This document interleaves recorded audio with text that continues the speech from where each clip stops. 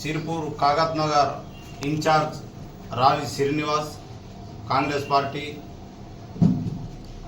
ఒకటే డిమాండ్ చేస్తున్నా. మరి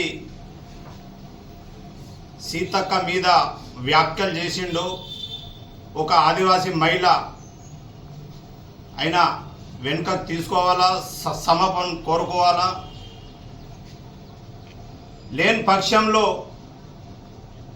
మరి ఆదివాసీ గూడలలో వస్తే ఖచ్చితంగా ఆదివాసులందరూ ఏకమై తరిమి కొడతామని హెచ్చరిస్తున్నా.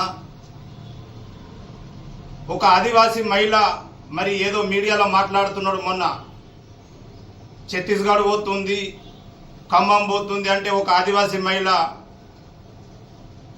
పని చేయొద్దా, మరి ముందుకు రావద్దా? ఆదివాసీ దాంట్లో ఒక మంత్రికి అవమానం చేసుడు ఇది చాలా తప్పు. మరి ఆదివాసీ పక్షం నుంచి ఆదిలాబాద్ జిల్లా నుంచి ఖమ్మం, భద్రాచలం, ఏటర్ నగరం మరి సీతక్క ఒకటే అనుకుంటున్నారు, కానీ ఖచ్చితంగా ఆదివాసీ సమాజం ఆమె వెంట ఉంటుంది. ఇది ఖచ్చితంగా నేను డిమాండ్ చేస్తున్నా. మీరు సీతక్క వ్యాఖ్యలు ఎట్లా మాట్లాడినరు అది ఖచ్చితంగా మీరు పోయి ఆమెకు దండం పెడతారా, క్షమాపణ కోరుకుంటారా అది మాకు తెలియదు. కానీ మీరు ఆమెకు ఈ ఎటువంటి అట్లా మాట్లాడితే మేము ఊరుకోము ఆదివాసీ సమాజం. మరి మీరు టీఆర్ఎస్, బీజేపీ మీరు అనుకూలంగా ఉన్నారు కాబట్టి ఒక కాంగ్రెస్ పార్టీలో మీరు ఒక ఇన్ఛార్జ్ ఉన్నారు.